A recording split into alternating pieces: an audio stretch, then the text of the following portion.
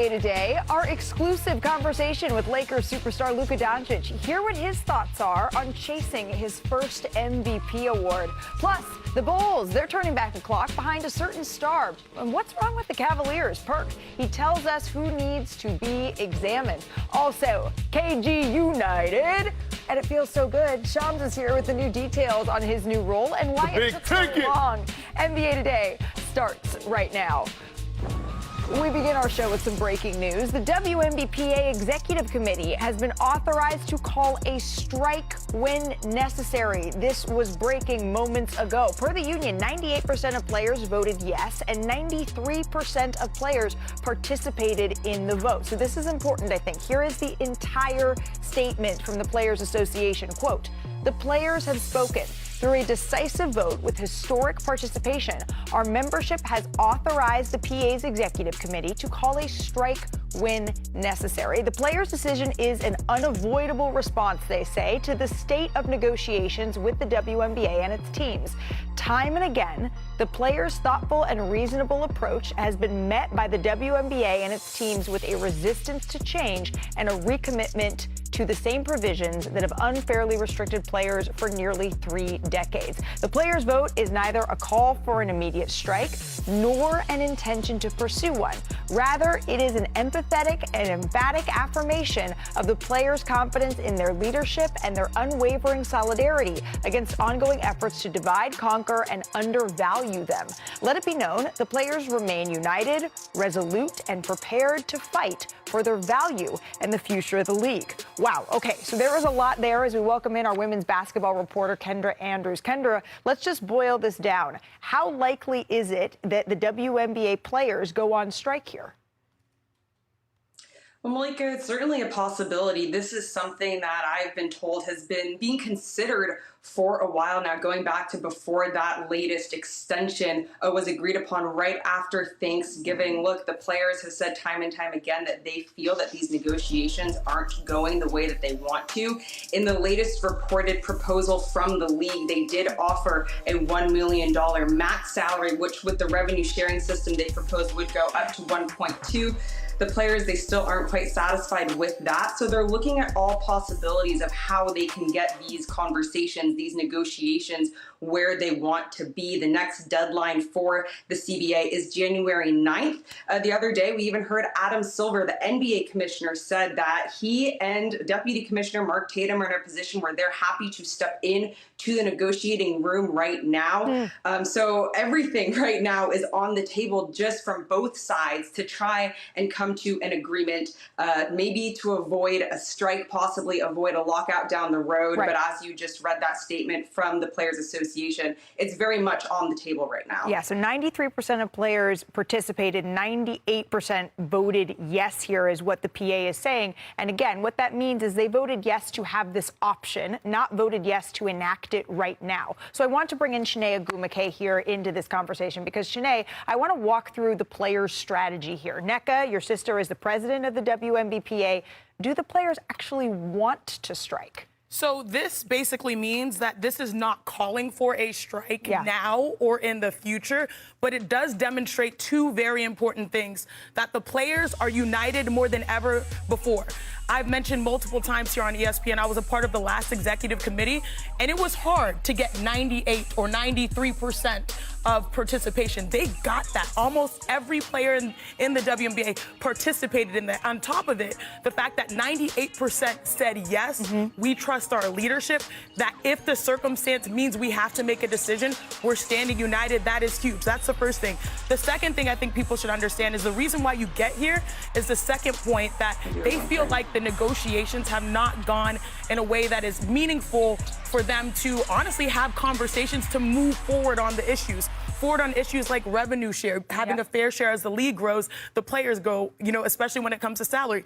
Facilities, all these things that they're negotiating, they feel like that they're not making the progress that is good and fair in a negotiation. So now that has allowed them to all stand united and say, hey, we understand that we're at the moment where you have to be able to push forward, and this shows that we are one in making this decision if it comes down to it. So that when necessary clause is really when and if necessary right now, because that option still remains on the table. Kendra, I'm curious, if that strike does come to fruition, because now the players have the opportunity to, if they decide that this is the best pathway forward, what could that actually look like? How long could it last, and how would it affect the next WNBA season?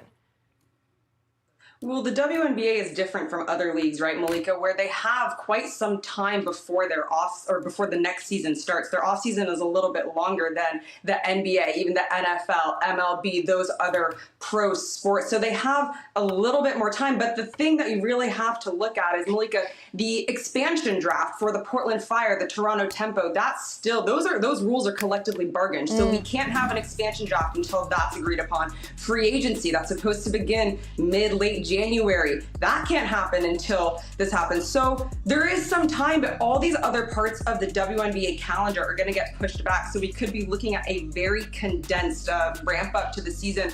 I just want to say one more thing, Malika. A lot of these top players around the W are right now gathered in Miami for Media Day at Unrivaled. Unrivaled tips off January 5th. And I asked a couple players, Paige Beckers, Nafisa Collier, Skylar Diggins, what does having all these players in the same place allow for them to do in these negotiations? And their main point was just be on the same page, be able to communicate, ask questions, make sure that we are all in unity. So to Shanae's point about having that 98%, these players are all in the same place, having conversations in person with each other versus being spread out internationally in their home markets during a regular off season. And so I think that that's allowing them to really remain in lockstep during these conversations. Yeah, and that could be why, part of the reason why we're seeing this, as Shanae said, unprecedented turnout for a vote like this. Again, those let's circle back next year emails are going to have to get a little bit more pressing, because January 9th is going to come quick, and that is the next deadline we're looking at here for the collective bargaining agreement. I have reached out for the WNBA for comment, and we'll certainly update you when we hear from the league side on all of this as well. Kendra, thank you so very much. Turning to the NBA now. Last night, the Chicago Bulls, they got back their winning ways in the Windy City against Donovan Mitchell and the Cavaliers. Kendrick Perkins, Tim Bontemps, here is how they got it done. It was really a giddy up here, Shanae. Yeah, it was. I mean, he had his way, especially we know he's one of the most prolific passers in the NBA, but when he's knocking down shots, yikes, that's the scouting report. And he definitely was on his high horse last night, because he was cooking them in all phases. Giddy, he had 13 triple-doubles since joining the Bulls last season. That is the third most in Bulls history, behind Jordan and Pippen. That's pretty esteemed company to be in. And previously on NBA Today, Perk had some words for the Cavaliers. In this short season, the biggest disappointment in the NBA. Okay, so yesterday, Perk, you said they'd been the biggest disappointment in the NBA. We wondered about the Clippers, but the Cavaliers, they needed this win. They did. Look, men lie, numbers, women lie, but these numbers in the film don't. Look at this. Are you talking about a team with championship aspirations? Look at this. Look at this transition defense. After a made basket. This is a made basket. No floor balance, no effort, just not engaged at all. This was embarrassing. I mean, that's the word for it, Perk. This is embarrassing. This is an embarrassing loss. The Bulls came into this game losing 8 of their last 9. They lost to the Pelicans twice. They lost to the Nets. They lost to some of the worst teams in the league, and they made the Cavs look like a team that was one of the worst teams in the league in this game last night. At this point last year, Tim, the Cavaliers, they were running away with the Eastern Conference. They raced off to a conference leading 24-4 start. They're 9 games off that pace this year. They're 15-13. That puts them 9th in the conference. So, Shanae, what the heck is going on with Cleveland? I thought you were going to say, what the hell? What's going on? You know how they have Spotify Wrapped? Well, I'm going to do the Cleveland Cavaliers Wrapped. Okay. A year in review for the Cleveland Cavaliers. Now, on October 30th last year, the Cavs took sole possession of the top spot in the East last season. But this year, it's been a little bit of a nightmare before Christmas. They are 9th in the East, dealing with injuries, struggling where they should be succeeding. And I say that for a reason, because they're one of the best, at least last year, best three-point shooting teams. They were top 3 second last season, shooting 38% in field goal percentage. This year, they're bottom 3 in threes. This is not good. This is unacceptable. They actually shoot 37% on open threes, which is yikes. Major yikes territory. So Donovan Mitchell, he averages 30 a game. He's going to draw 2. This right here is a zone matchup. You get to the middle, that's great, because then you have your shooters become zone busters. But unfortunately, Darius Garland is not shooting a great percentage, 29% from 3. You got to knock those down so they can move outside of the zone. Again, Don is going to attract a crowd. Here, 2 people, the entire squad's eyes are on him. Kicks it out to the corner. DeAndre Hunter, 3-point shooting, 30%. Those numbers have to go up to get back to their identity. That is where the Cleveland Cleveland Cavaliers have struggled, especially on open threes, so hopefully they can fix that. So it's no longer a nightmare. It's more of like a better dream going into New Year. Right, and Bontemps, you mentioned that the stretch here for the Cavaliers, because it's not isolated to this one loss. It's concerning the quality of opponents that they've faced recently and those outcomes. Yeah, I mean, look, the Cavs have been not exactly playing a murderer's row lately. They lost to the Hornets on Monday in overtime, where they didn't score in overtime. And then on Friday, they played the Washington Wizards, the worst team in the league. They needed 24 points in the second half of that game from Donovan Mitchell to even beat the Wizards, right? As Perk said, you know, you could talk about the Clippers maybe in the same conversation with the Cavs, but this was a team that was the favorite to win the Eastern Conference coming into the season. They're in the play-in, and yes, they've had injuries. Yes, Evan Mobley's out right now, but this does not look like a team that has any real chance of being any kind of threat in the East, and the East is as wide open a conference as we've ever seen. That's not acceptable for a team that's in the second apron right now. Imagine the league being a Western movie, right? Being a Western movie. And the Cavaliers have one role. Their role is to lay down and play dead. They can't even do that. They can't play dead in a Western movie. That's how horrible they have been this season. And when I say horrible, because I don't want to hear about how emotional they have been. I don't want to hear about how stressful it was this offseason. This is not a championship caliber team that looked like they were stressed out. And why do you see Donovan Mitchell and Darius Garland there? Because I'm a strong believer, okay, that with this small backcourt, they can't win. They can't win a championship with this small backcourt. Here's why: they're 13th overall defensively. When those two guys are on the floor, they drop to the bottom 5, so they can't get it done. And so again, when you look at the Cavs, you're looking at them, and I'm like, where's the leadership? But as Bontemps pointed out, they don't have a ton of options because they are in the second apron, Perk, as you know. So what are the Cavaliers looking to do and be as they march towards February and the trade deadline, Shams? Malika, the Cavaliers have been getting a ton of incoming calls on their players and trades, but this is a franchise that's been resistant to making a major move. They want to see as much time at full strength as they can possibly get. And we've seen Sam Merrill, Max Strus miss significant periods of the season. When I talk to rival teams, Donovan Mitchell and Evan Mobley are really the two untouchable players that you think of on this roster. There's a lot of talent here on this team. So depending on how this next month goes for the Cavaliers, that's going to shape their activity level at the deadline. And you think about silver linings, though, Jalen Tyson is a player that we've seen emerge as a starter for this team. His points per game has gone up 10 points since his rookie year. He's now in his second year. So his emergence could also play a factor in how they look at their wing and their guard depth at the deadline. Yeah, this is a team that is not measured during the regular season. It's measured in the postseason, but the regular season is how you get there, right? And right now, that is not a test that they are acing. Hey, still to come on NBA Today, let's get to Klay and the Mavs. Return to the Bay again this Christmas. So stick around for the inside story of how his time with Steph ended. And Perk, could they ever get back together? Plus, Dylan the Villain strikes again. Shanae had more words for LeBron James. Hear his message for the all-time leading scorer ahead of their next matchup. Here we go. Speaking of the Lakers, we have an exclusive conversation with Luka. Find out if he's thinking about league MVP while hunting for his first NBA championship.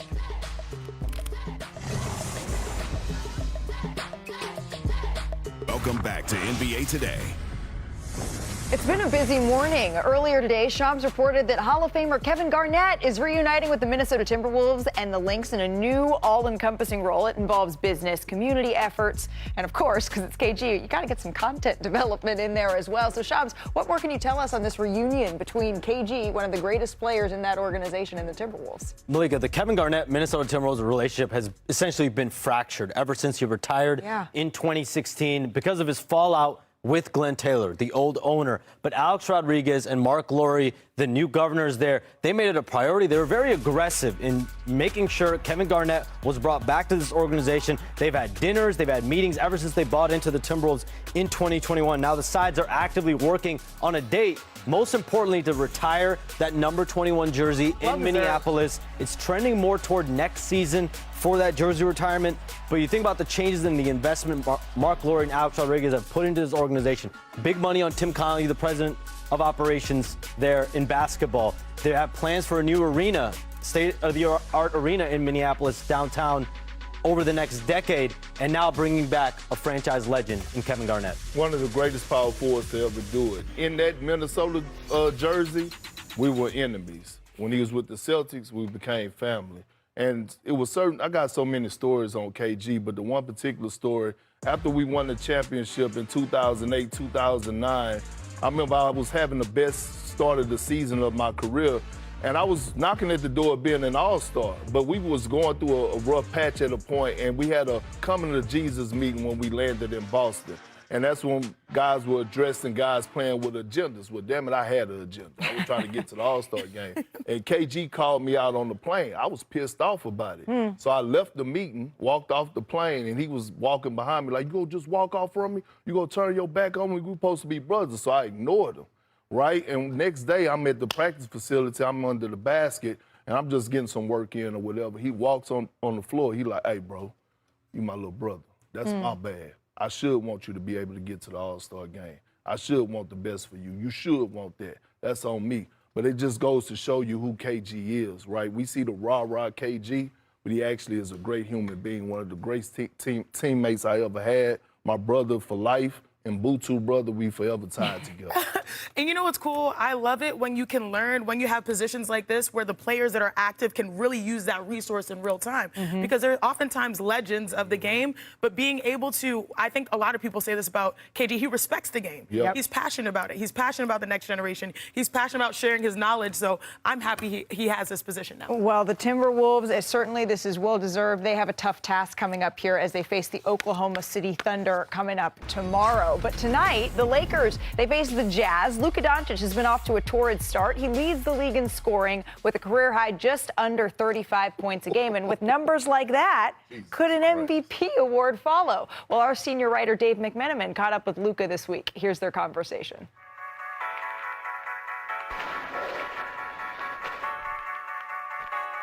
How are you? Good to see you. See you. Thanks for coming here. You got a seat right here. Quiet on the set. This is your highest scoring average thus far, and you've obviously scored a bunch already. Is this the best basketball of your career thus far? I don't think so. I think I have to play better. I feel like I can play better, like a lot of nights. So I don't know if it's the best basketball I've played just because of points, but you know, I feel like I can do way more stuff. What are the things that you're asking of yourself? I think for the start of the season, I was playing great defense, kind of trying to get back to that, limit my turnovers, be more efficient, get more rebounds, get more assists. All that I feel like I can do a lot better. Obviously, you and Austin are such big parts of this team. LeBron is too. No one really knows how the end of his career is going to go. He might not even know right now. What's it been like being a teammate with him this year? It's just insane that he's still playing at the highest level, 23rd season. It's been great, you know. Obviously, all his habits are what allow him to be here, but just playing with him, looking what he does at this stage is amazing. In Toronto tonight, the Lakers come to town, but they'll do it without Luka Donćic, who's out for the birth of his second child in Slovenia. Not that long ago, you were in Slovenia. You and your fiance welcomed in your second daughter, Olivia. What was it like going through that whirlwind in the middle of the NBA season? Oh, it was a lot. Not gonna lie, but you know, I was just happy to be there when my daughter was born. You don't want to miss that moment. So yeah, just being a dad, it's awesome, especially two girls. I said this some time ago when my first one was born. You know, they don't care whatever you play good, you're bad. They're always the same. You know, they're happy when you're home. And that's what's the best. Just want to be a good dad, want to spend time with them, and that's it. That's life. You haven't won MVP yet, but you've done just about everything else a player could do through the start of their career. How do you feel like you fit into the conversation for that award this year? I feel like I'm big, but obviously my first focus is obviously championship. I don't try to think that much of individual awards, but obviously everybody plays basketball wants the MVP. Obviously I want it, but it's going to come with our team winning. So first of all, trying to focus on that, on every game, trying to win every game. Great stuff there from Dave and Luka. We're going to stick with the Lakers because we love some holiday pettiness here. And in case you missed it, the Lakers' last game against the Suns, a lot of back and forth, right, between LeBron and Dylan Brooks. Yes. They both got texts. Brooks was ejected for chest bumping LeBron after that clutch three. And the Lakers eventually won. And when LeBron was fouled shooting a three with 3 seconds left, that's how they won the game. And yesterday, Brooks still talking about the matchup. I don't know. I guess he's a social media junkie. He be all over the social, so he be seeing, I guess, what I'm saying. And when I go out there and he thinks, like I told you, he thinks that people should think a way about him, not say nothing about him, or, play a certain way. I'm not going to play that way. So he gets in his moods or in his modes or whatever it is, and I'm all for that. I wish we let him shoot that shot, and that would have been an air ball. Okay. Yo, I love it. Best individual rivalry in the NBA. And guess what? They're both represented by Clutch Sports. Oh, well, Chris Lindsay We're saying that's the best rivalry in the NBA. Agrees with you. Name me one. Dylan and LeBron, they say they're always Steph and going to be LeBron. funny. Fans can keep the conversation going with the QR code, and you can jump in there on that conversation and maybe say whether or not you think it's the best rivalry. There's a couple other ones I can That's what think I'm of here. saying. I'm excited.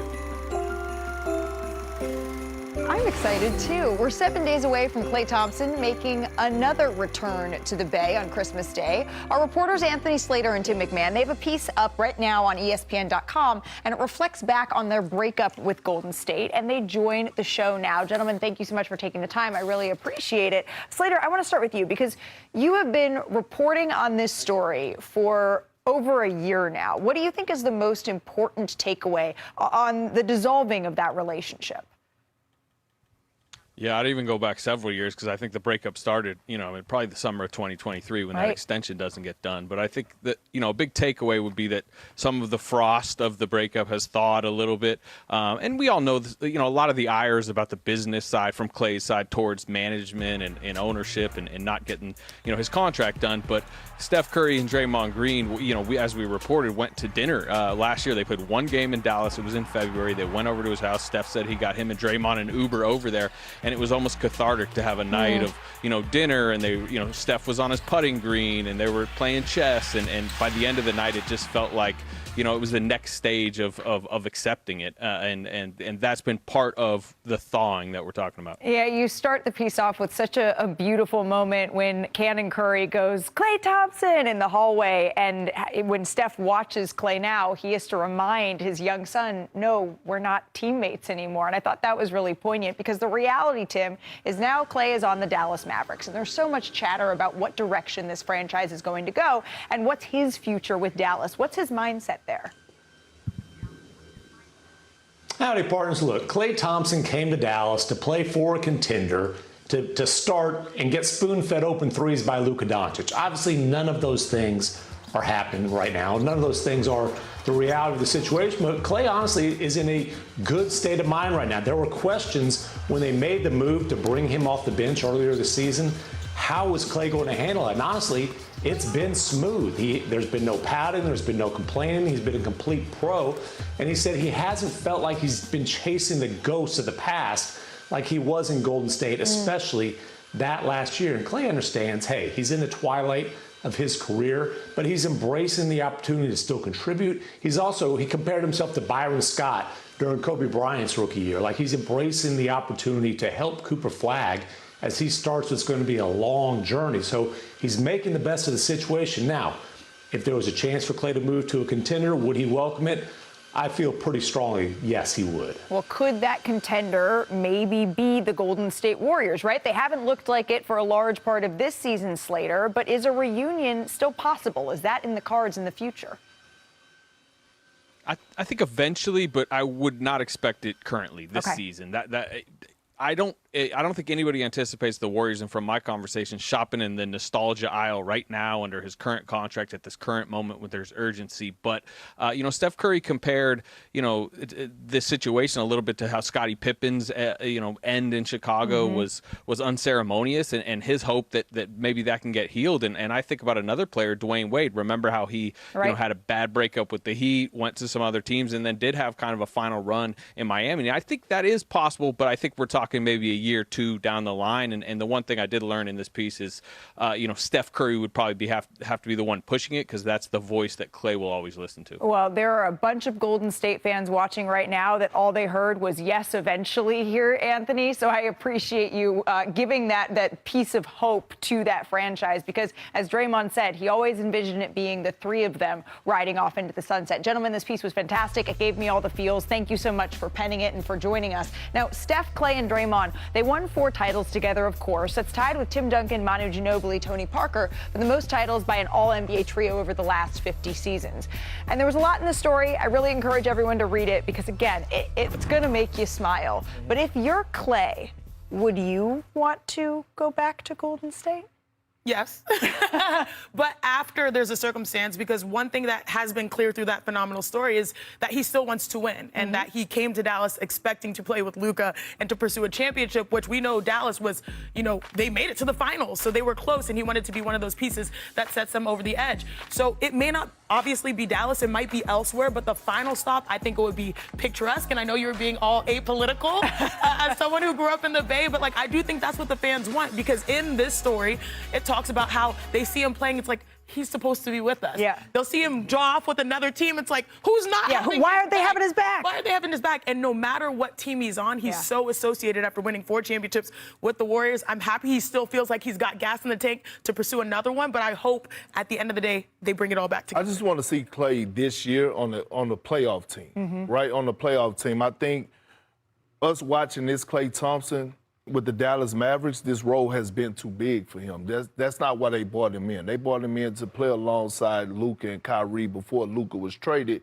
Now all of a sudden Kyrie goes out, and then you have a young Cooper Flag. He has a bigger role. I like to see him go somewhere where he has a lesser role, where all his job is to be a spacer, right, and be able to help guys get over the hump. So that's what I would like to see short term for Klay Thompson. What's the likelihood that Perk is going to see what he would like to see, and the Mavericks are going to move on from Klay Thompson here? Malika, Anthony Davis, Klay Thompson, Daniel Gafford, those are the players that the Mavericks will be exploring and taking trade calls on. And for Klay Thompson's perspective, he's been playing a lot better the last 15 games, shooting close to 40% from 3, and that helps that trade value because, from my understanding, as I reported last week, Klay Thompson wants to play for a title contender moving forward. The Mavericks were supposed to be that. Like Tim McMahon said, he was supposed to play with Luka Donćic, but also Kyrie Irving, and get passes from these guys. That hasn't happened. This is a play-in tournament team. They're going to be wide open on the trade market. And not to be ignored, as a part of the piece, he's found a little piece, right? Because I think part of the tension was in Golden State maybe having to go to the bench, but it seems like in the shift coming off the bench, he feels a little bit more comfortable. And it's a tough pill to swallow as a professional when you're an all-star, when you're a future Hall of Famer. So I do think that has helped take pressure off other teams looking to explore. But this also really isn't the team that he came to play with without Luka Donćic and without Kyrie Irving. But Kyrie, he's still, making his presence felt here. Did you guys see this video from Mavs practice? I did. Watch it.